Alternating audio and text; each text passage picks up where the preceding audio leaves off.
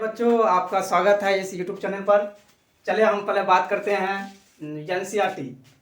जो NCERT basis पर ये क्वेश्चन रहेंगे जिसको बोलते हैं न्यूरॉन या तंत्रिका कोशिका। न्यूरॉन या तंत्रिका कोशिका की संरचना इस टाइप से आपका एनसीईआरटी में एक क्वेश्चन दिया हुआ है और उसी क्वेश्चन का हल मैं आज लेके आया हूँ आपके सामने। तो न्यूरॉन के बारे में आपको जानना है, तो सबसे पहले आपको न्यूरॉन के बारे में ये जानना है कि न्यूरॉन कहाँ होता है, किस में पाया जाता है, आगे होता है क्या। तो सबसे पहले आपको जानने का ये कोशिश करना होगा कि न्यूरॉन जंतु में पाया जाता है। कहाँ पाया जाता है? जंतु में, यानी एनिमल में पाया जाता है। तो एनिमल में जैसे हम लोग आए, जैसे मानव आ गया, और जानवर आ गए, गाय आ गया, बकरी आ गए, भैंस आ गया और सारे वगैरह वगैरह जो जंतु में आते हैं। तो चलिए हम पहले ये न्यूरॉन जो बात जो करते हैं, तो ये ह्यूमन की बात हम कर रहे हैं, ये मानव की बात कर रहे हैं। तो चलिए पहले हम न्यूरॉन का पहले डिफिनेशन हम जानेंगे कि न्यूरॉन है क्या। तो न्यूरॉन तंत्रिका तंत्र की रचनात्मक और कार्यात्मक इकाई को न्यूरॉन या तंत्रिका कोशिका कहते हैं। यानी न्यूरॉन का एक रचना होती है और उसका एक कार्य होता है उस शरीर के अनुसार या अकॉर्डिंग, तो उसी को हम बोलते हैं तंत्रिका कोशिका। चलिए आगे की बात करते हैं। चलिए ये न्यूरॉन तो हम समझ गए कि चलिए न्यूरॉन मनुष्य में पाए जाते हैं, इसका हम डेफिनेशन भी जान लिए। उसके बाद फिर आगे हम बढ़ते हैं कि इसका खोज किसने किया। तो इसका खोज पता करने के लिए सबसे पहले आपको यहाँ आना है कि सर्वप्रथम न्यूरॉन की खोज जर्मन विज्ञान शास्त्र हेनरिक विल्हेल्म वाल्डियर ने 20वीं शताब्दी में इसकी खोज की थी। तो ये 20वीं शताब्दी में ये बच्चों ये खोज की थी, क्योंकि उसमें एक डिक्लेयर डेट नहीं था कि फना ईस्वी में या 1907 या 1908 ऐसे कोई डिक्लेयर नहीं किया था। चलिए आगे बढ़ते हैं। आप लोग को अगर कहीं कंफ्यूज हो तो फिर कमेंट बॉक्स में आप कमेंट कर सकते हैं। चलिए आगे बढ़ते हैं। मानव में न्यूरॉन की कुल संख्या लगभग 100 बिलियन पाया जाता है। यानी लगभग में एवरेज में माना गया है कि 100 बिलियन पाया जाता है। ये जरूरी नहीं है कि हर मनुष्य में 100 बिलियन न्यूरॉन पाया जाता है, किसी का कम हो सकता है, किसी का ज़्यादा हो सकता है। वो आकृति और आकार के ये अनुसार होते हैं। तो न्यूरॉन मानव शरीर की सबसे बड़ी कोशिका है। आपको अगर कोई बच्चों कोई बोले कि मानव में सबसे बड़ी कोशिका का नाम क्या है, तो न्यूरॉन है। तो न्यूरॉन जो है सबसे बड़ी कोशिका है।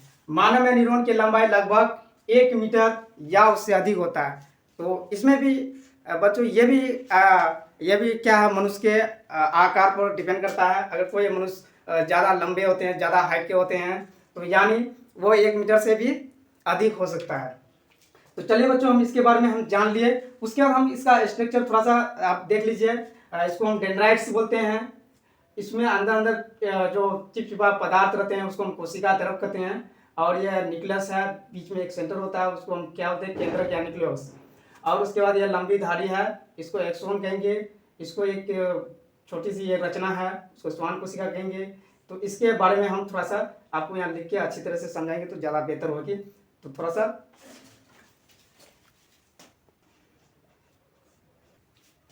चलिए बच्चों फिर बात करते हैं कि उसकी रचना के बारे में, न्यूरॉन की रचना के बारे में। तो रचना में हम लिखते हैं कि न्यूरॉन की विभिन्न भाग होते हैं जो निम्नलिखित हैं। यानी कहते हैं कि न्यूरॉन के अलग अलग भाग होते हैं, जो हम उसको अलग अलग भाग से हम उसको बांट दिए हैं। तो सबसे पहले हम यहाँ डेंड्राइट्स में आते हैं। तो डेंड्राइट्स किसको कहेंगे? हम इस फिगर को देखते हैं तो देखते हैं कि ये लंबी लंबी ये जो शाखाएं हैं और रोम युक्त है, जिसको हम डेंड्राइट्स कहते हैं। तो उसको फिर से हम यहाँ बता देते हैं कि प्रत्येक डेंड्रन, देखिए आप डेंड्रन किसको कहेंगे? या डेंड्रन किसको बोलते हैं? डेंड्रन किसको बोलेंगे? इसको देखो, प्रत्येक डेंड्रन से निकलने वाली छोटी छोटी और अनेक शाखित रचनाएं होती है, उसे हम डेंड्राइट्स कहते हैं। कहता है कि यहाँ देखिए फिगर के साथ, डेंड्रन से निकलने वाली ये छोटी छोटी और लंबी लंबी शाखित रचनाएं होती है, जिसे हम क्या बोलते हैं? डेंड्राइट्स कहते हैं। तो बच्चों डेंड्राइट्स के बारे में आपको समझ में आ गया होगा। उसके बाद आगे हम बढ़ते हैं साइटोन देखिए, ये साइटोन का ये चित्र देखते हैं बाबू। ये साइटोन जो है, इसी कैसा आकार है? ये तारे जैसा आकार है। कैसा है? तारे जैसा आकार है। तो ये तारे जैसा आकार देखिए, प्रत्येक न्यूरॉन, हर एक न्यूरॉन में है, तो प्रत्येक न्यूरॉन में एक तारे के आकार की जैसी कोशिकाएं होती, मतलब सेल बॉडी होती है, उसे हम साइटोन कहते हैं। तो साइटोन कभी नहीं मिलना है, ये तारा जैसा आकार जो होते हैं इसी को बोलते हैं हम साइटोन। चलिए नेक्स्ट आगे बढ़ते हैं हम। एक्सोन, एक्सोन किसको बोलते हैं?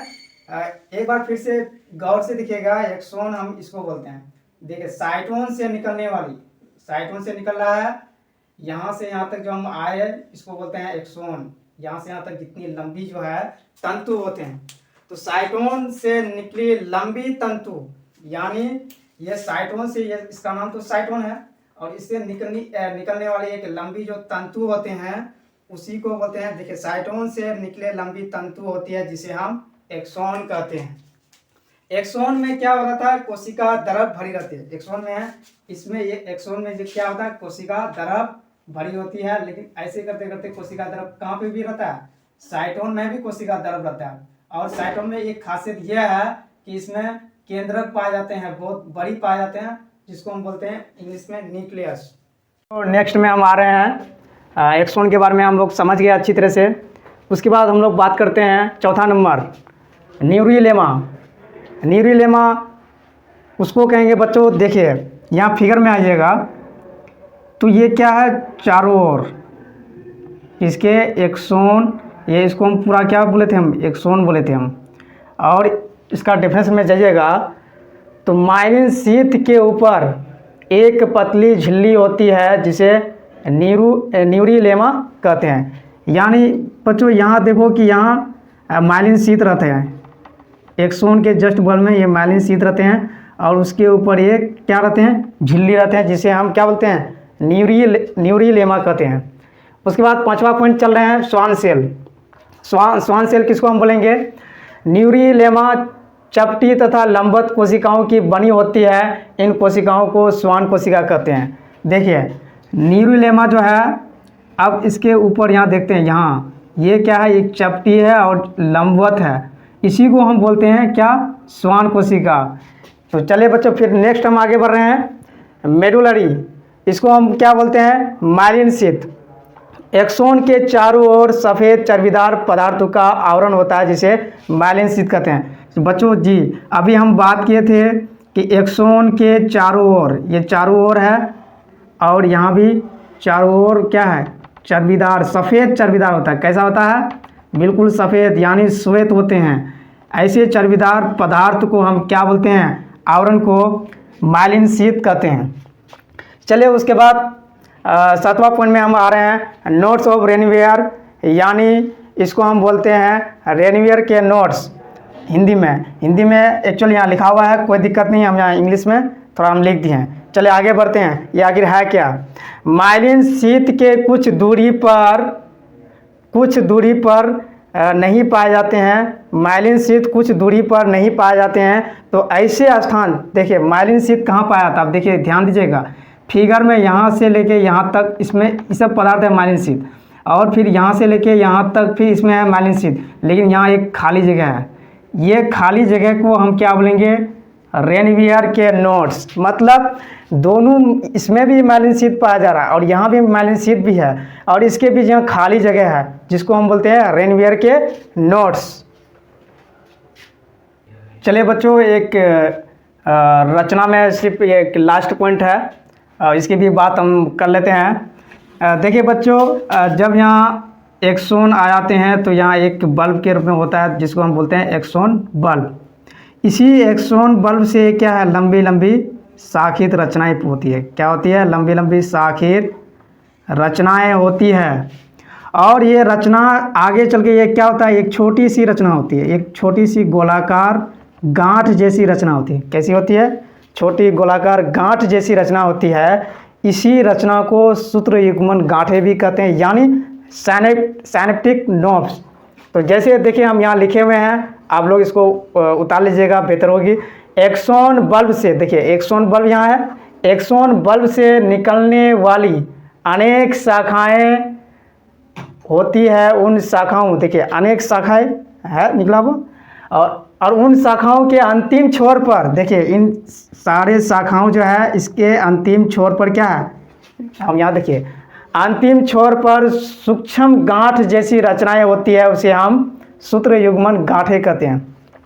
यानी बच्चों आपका ये न्यूरॉन की ये रचना हो गया। यानी अगर कोई क्वेश्चन में ये बिहार बोर्ड में आएंगे कि न्यूरॉन की संरचना को लिखे, तो आपको इस तरह का आपको न्यूरॉन एक चित्र बनाना है और ये जो 8 पॉइंट है 1 से लेकर 8 पॉइंट तक इसको लिख देना है। बिल्कुल ये आराम से 100% ये 5 नंबर की होती है और ये आपको मिल जाएगा।